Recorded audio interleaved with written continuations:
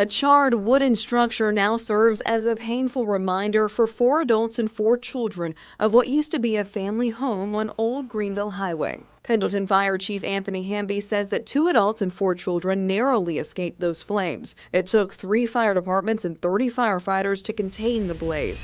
In August 2013, a fire tore through a quiet home in Boulevard, California.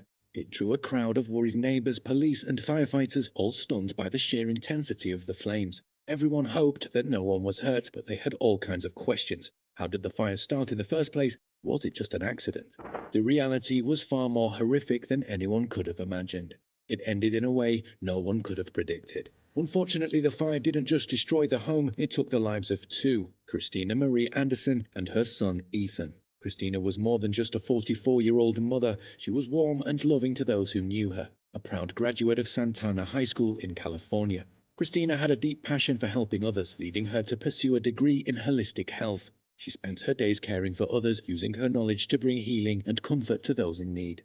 But Christina's life wasn't just about work. She was a woman of many passions. Her zest for life was contagious, whether she was dancing with joy, staying fit, or cheering on her favorite NASCAR drivers. Yet her greatest joy came from her 2 children, Hannah 16 and Ethan 8, whom she shared with Brett Anderson. But in August 2013, this loving family's life was shattered in ways that no one could have foreseen. A fire broke out at their home in Boulevard, California, and what the authorities discovered was beyond bizarre. How did such a tragedy occur to a woman who brought so much light into the world? How did it all go so terribly wrong? Christina and her 2 children were in Boulevard visiting a friend who was preparing to move to Texas, a trip that should have been filled with well wishes and farewells. But on August 4, 2013, that visit took a terrifying turn. The authorities received a call about a fire raging at the very house where Christina and her kids were staying. As firefighters battled the flames, they were not aware of the nightmare they were about to come across. When the blaze was finally extinguished, what they found sent chills down their spines. In the garage hidden under a tarp was Christina's lifeless body. A crowbar lay nearby, stained with what appeared to be blood. Her body, bound at the ankles, was severely burned, and her mouth had been sealed with duct tape. The horrific scene left no doubt that Christina's final moments had been filled with terror and pain. But this was just the beginning of a dark and twisted story. Christina's autopsy revealed the unimaginable violence she had to go through. Her head had been struck in a tragic way many times, leaving her with blunt force trauma. As if that wasn't enough, Christina had suffered a fractured arm and legs along with other serious injuries. As the authorities continued to investigate the charred remains of the home, they made another heartbreaking discovery. A family dog was found under a sleeping bag, shot. But the most gut-wrenching discovery was yet to come. In another area of the house, the remains of 8-year-old Ethan were found, his small body charred beyond recognition. While the fire was likely the cause of his demise, the presence of skeletal fractures proved a different theory. Clearly something went horribly wrong here, and it wasn't just the fire. There was someone out there responsible for this, and it was only a matter of time until they were found. What could have driven someone to commit such acts? The house where Ethan's charred body was discovered belonged to someone shockingly close to the family, James Lee DiMaggio Jr. Now this man was a complex character. He wasn't just a family friend, he was practically family, having been the best man at Christina and Brett's wedding. The Anderson children even called him Uncle Jim. Why were the remains at his house? Was someone trying to implicate him? As the authorities worked to piece the events together of that tragic day, it became clear that this was no ordinary fire. By the time the remains of the child in the house were identified as Ethan through DNA testing, the search for Hannah had already begun. Suspicion quickly fell on James, who had apparently vanished along with the 16-year-old girl. Did the attacker get to her, or did she manage to escape?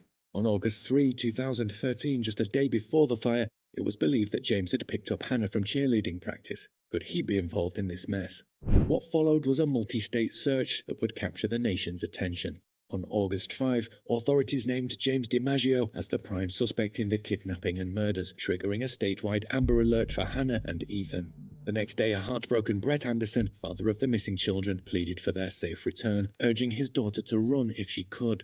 As the days passed, the search grew more urgent. The Amber Alert expanded to include Oregon and Washington, with officials fearing that James might be headed toward Canada with Hannah.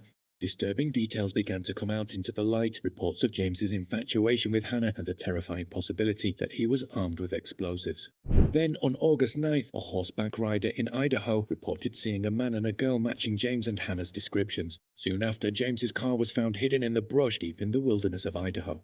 The search zeroed in on the area, more than 100 law enforcement officers combing the terrain, desperate to find Hannah alive. By the afternoon of August 10th, the tension finally broke. Hannah Anderson was found safe in the Idaho backcountry, and James DiMaggio, her uncle Jim, was killed in a dramatic confrontation with the FBI. Why was he with Hannah? Why was her life spared? As the investigators went deeper and deeper, some shocking truths began to come to light. Several witnesses came forward stating that Hannah had grown increasingly uncomfortable around James, especially after he confided in her that he had a crush on her. Just like the officers thought, the house fire was no mistake. In fact, evidence from the burned-down house pointed to a meticulously planned crime. In the charred remains, authorities discovered letters from Hannah, a handcuff box, and camping gear stashed in both the house and the garage. They also found duct tape, used protection, ammunition, and arson wire. What was going on here? What were James's intentions?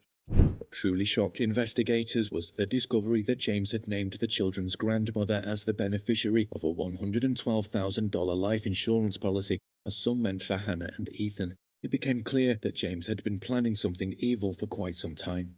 While the full extent of his reasoning remained a mystery, emails between James and Hannah point to his growing fear of losing her. She was almost a young woman, and as she matured, she was distancing herself from him.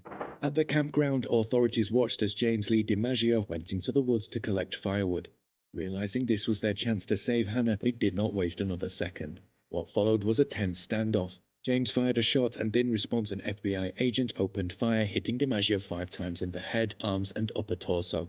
The confrontation ended with DiMaggio's demise at around 5:20 p.m. on August 10, 2013.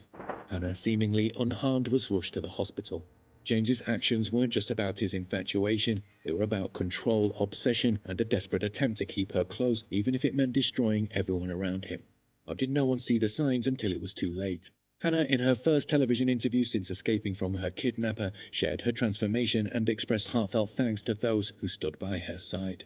At first, I saw myself as a victim, but now, knowing so many people are standing with me, I consider myself a survivor instead. My mom taught me to be strong. Hannah's strength was truly commendable through this ordeal.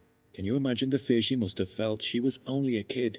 Hannah Anderson's journey from a young girl thrust into unimaginable circumstances to a dedicated student is nothing short of remarkable. By 2015, she had become an honor roll student at her high school in Lakeside and was set to graduate that year. She set her goals for a career as a detective so she could learn and understand forensic science and criminology. Despite the immense challenges she faced, she has chosen to keep a low profile and stay away from the public eye. She has focused all her attention on her personal growth and ambitions, and from what we know, she continues to pursue her dreams and still calls California home. That brings us to the end of today's video. Make sure to like and subscribe to our channel to watch more engaging content like this. See you in the next one.